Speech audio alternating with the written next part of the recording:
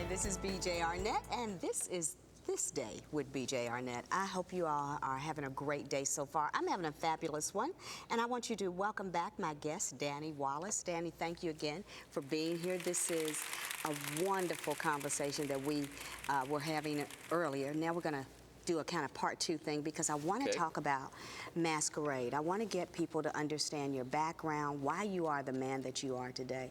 You speak with such freedom now, but that isn't how you began. It isn't.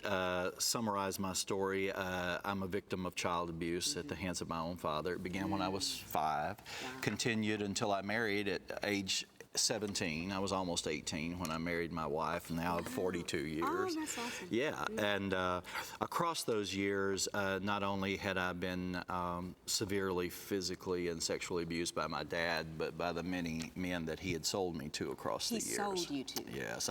One Friday afternoon, for instance, my dad took me to a field to meet this old farmer who was standing in front of his truck, and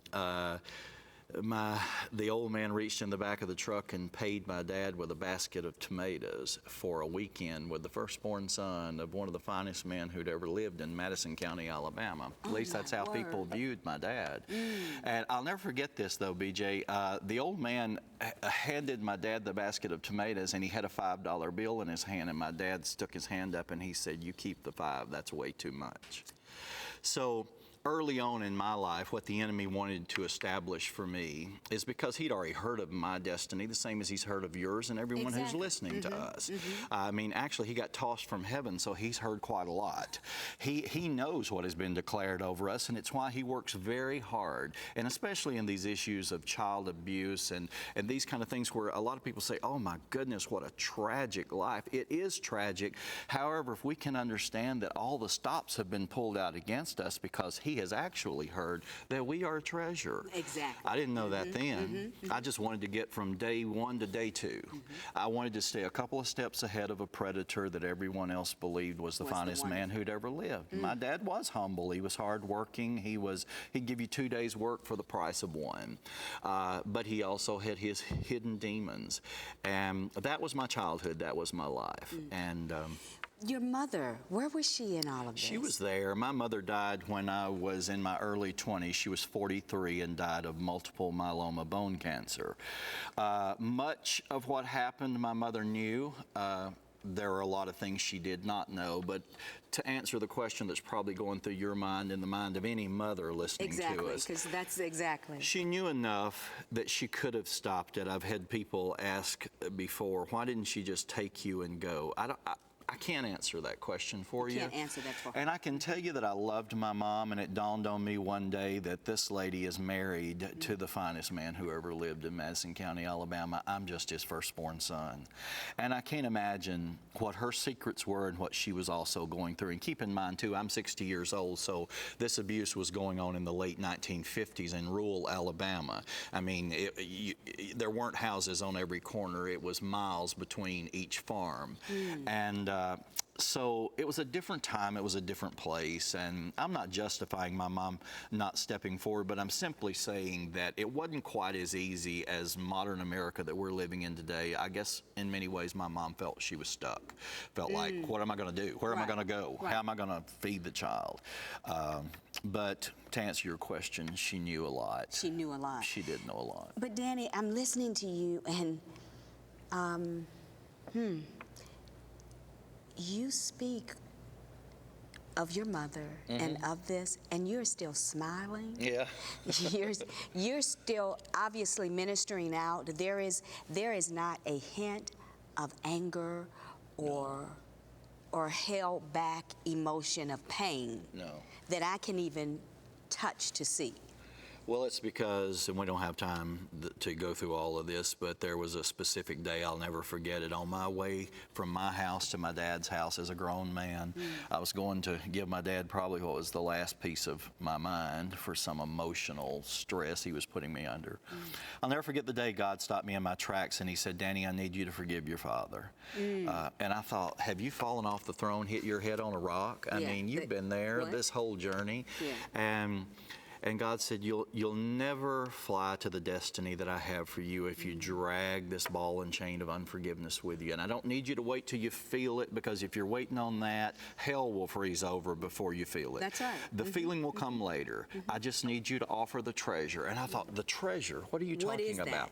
And here's what I came to realize, BJ. Jesus went to the cross to deliver to us three very important treasures. And you correct me if I say anything wrong, and feel free to do so.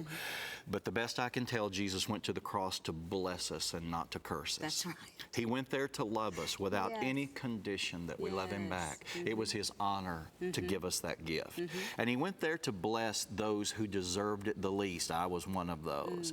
Those are three treasures that God was wanting me to unearth that day and to be available to give out freely the rest of my life. I want you to bless all people, Danny, not curse them. I want you to love all people with, it doesn't matter if they even like you. And I want you to begin your traveling of forgiveness today by forgiving the man in your life who absolutely deserves it the least. I knew it was true.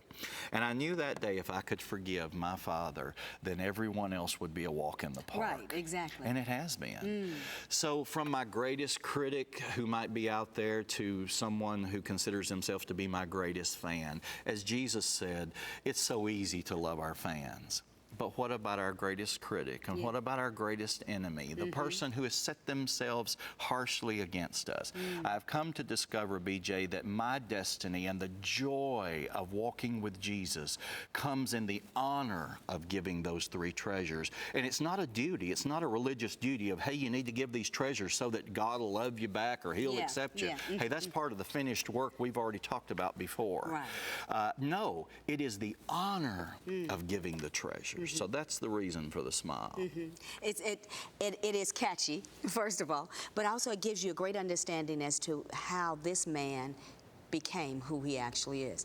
When you're speaking with the masses, when you're speaking with people around the country, when you're speaking to that one, it would seem that this is a penetrating statement that you're making that really gets to the core of possibly someone else's pain. Now, you don't know this. We haven't talked about this, but at 9 years old, up until I believe 10 and a half, I was abused. And of course it was a family friend, because that's the only one that can get in there. Sure. I had to learn how to walk away from that, because you can carry your scars as if it were a trophy, or you can actually give that away to the Lord who went to the cross for you, so that you not have that. So I get excited when I hear someone really live in the fact that God has delivered you from all of that. And that's your reality. And these treasures are available for anyone. See, and you'll understand this when I add to you this line. You can bless, love, and forgive someone and step around that person to reach your destiny. That's right. Dolly Parton once said in an interview about her superstardom, she said, contrary to popular belief, you do not have to step on anyone to reach your destiny. That's right. And she said, I would love to believe, and I believe it's true, that I've never stepped on anyone to get where I am today, but rest assured, I've had to step around several. Oh, yes. And in offering our treasures, I tell people all the time, listen, you will encounter people in your life that it doesn't matter what you say or do, they are hard set against you, and they are not great for your destiny to be pulled in close. But make sure, as you're stepping around, that you look back over your shoulder with great honor and joy, and you bless them in the name of the Lord. You love them with a love that has been extended to you, and you forgive them for totally misunderstanding your heart. And you fly. You go on and fly to your destiny. It doesn't have to become one or the other. See, we come to believe that we bless, love, and forgive and include. Well, that's true with some. But we also bless, love, and forgive and step around a few. Just don't forget the bless, love, and forgive part. You know, that to me, that's part of being wise as a serpent, harmless as a dove. You've got to recognize where your personal strength or growth lies. You may not be ready to go head to head with that person. So step around. And that's all right. But the look back part, that look back part will take away all your buts. But they did this, but I feel this way, but it's affecting me now. Well, you know what happens when we get our but in the way. Every time we tell Yes, I someone, do. I love you and I love you in the Yes. name of the Lord, comma, but. But. Well, that but means forget everything I just told you. Exactly. And listen closely to what I'm about to tell you, because that's where my heart really is. That's right. See, Jesus said from the cross, I love you, period. That's all. It is finished here. I love you. You're a treasure. That's right. So with great confidence, it doesn't matter who's standing in front of me today. It could be someone that the world and all of religion considers to be the lowest of the low. With great confidence and seeing through eyes that are anointed of God, I can come to realize that I'm not there to do what Helen Keller could do on her best day, and that's point at obvious dirt. I'm there to put loving hands deep into the dirt to unearth the treasure that's in every person. So with great ease, I can tell the most vile person, you don't know it, but you're a treasure. Yes. You wouldn't be where you are if you weren't a treasure that you've yet to discover, because the enemy has pulled out every stop to make sure you don't know it. I just feel like it's my job to make sure they do. Yeah, you know, because if you don't say it, who will? What? You've got to believe that it is each of us, our individual job, to Yes. take the opportunity Yes. to say it. If they hear it from 3 different folk, that's a good thing. But if we don't each take our opportunity to say it, Right. to be that example in front of them, Right. we've missed our opportunity. Well, whatever you hold up for a person, they have an instinct inside of them to reach for it and make it their That's own. right. So if you That's hold right. up religious condemnation, if you hold up judgment, if you hold up pointing out the obvious, Yeah. there's an instinct to want to reach and make that their own. And too many people today are living evidence that they have made That's that right. their own. But if you will declare over them the blessing, the love, and the finished forgiveness of Jesus Christ on their behalf, they will look at that, not be able to understand it, but say, I want that.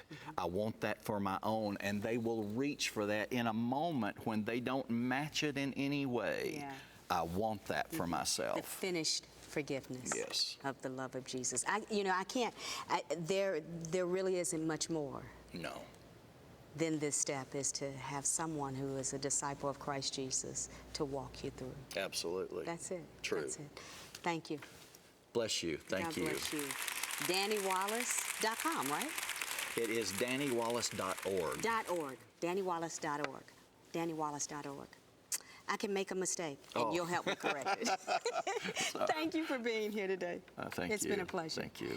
And thank you guys for joining us, and thank you for allowing me into your home. This is the day that the Lord has made just for you. I hope this present is really being opened by you. Dig into it. Get all in it, because there's some more good stuff just for you. God bless you. I love you. This has been fun. I'm going to keep doing this. I ain't leaving y'all.